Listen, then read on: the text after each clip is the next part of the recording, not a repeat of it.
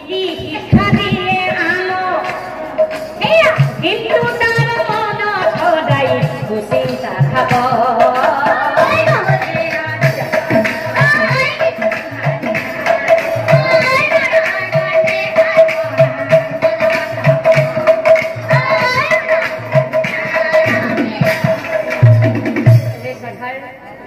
নাম ধৰি বুজি গ'ল আপোনালোকে নিশ্চয় ৩ নম্বৰ প্ৰশ্নৰ উত্তৰতে বুজি পাইছে ইয়াত আৰু মই বেলেগকৈ ভাঙি বা আৰু বেলেগকৈ বুজাই ক'ব নালাগে বুজি পাইছেনে বাৰু পাইছে নহয় জানো এতিয়া চাওকচোন বাৰু ৰাইজ কথা শুনি কাল কলিৰ মহাচিন্তা হৈ কৃষ্ণৰ চৰণে ধৰি হৈয়ে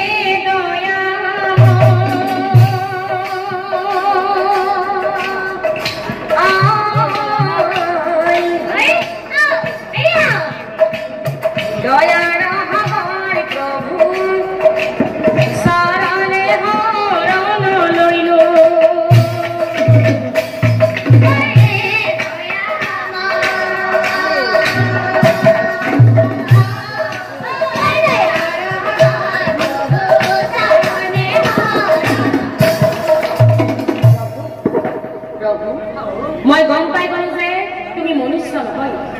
কিয়নো প্ৰভু সাধাৰণ মনুষ্যই এই ৩টা প্ৰশ্নৰ উত্তৰ কেতিয়াও দিব নোৱাৰে গতিকে প্ৰভু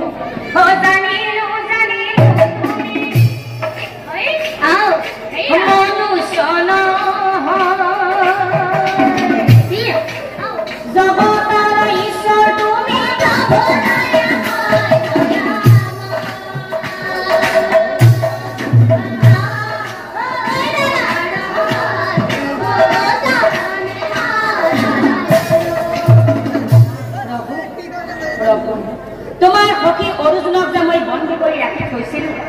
তোমাৰ সখী অৰ্জুনক যে মই বন্দী কৰি ৰাখি থৈছিলো সেই অৰ্জুনক মই এতিয়াই মুক্তি কৰি দিলো প্ৰভু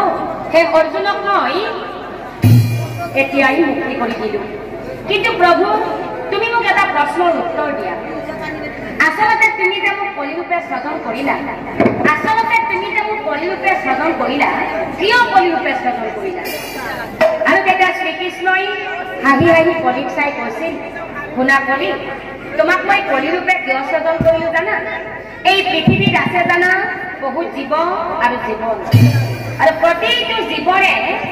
একোটা মন আছে আৰু প্ৰতিবিলাক জীৱই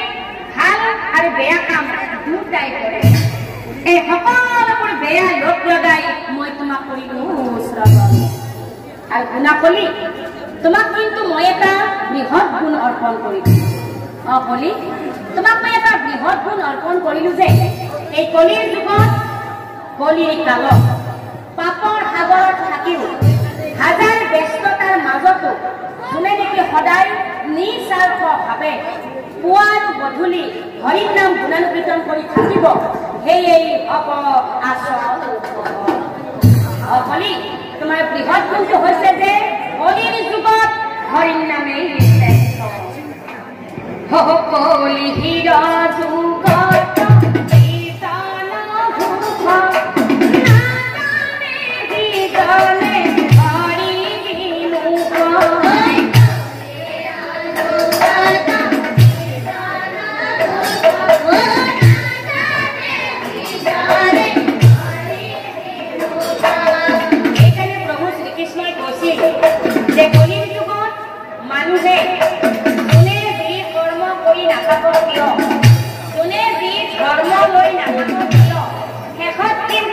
হৰিৰ নাম ল'বই লাগিব সেইকাৰণে প্ৰভু শ্ৰীকৃষ্ণই কৈছিল যে কলিৰ যুগত শ্ৰেষ্ঠ ধৰ্ম হ'ব হৰিৰ নাম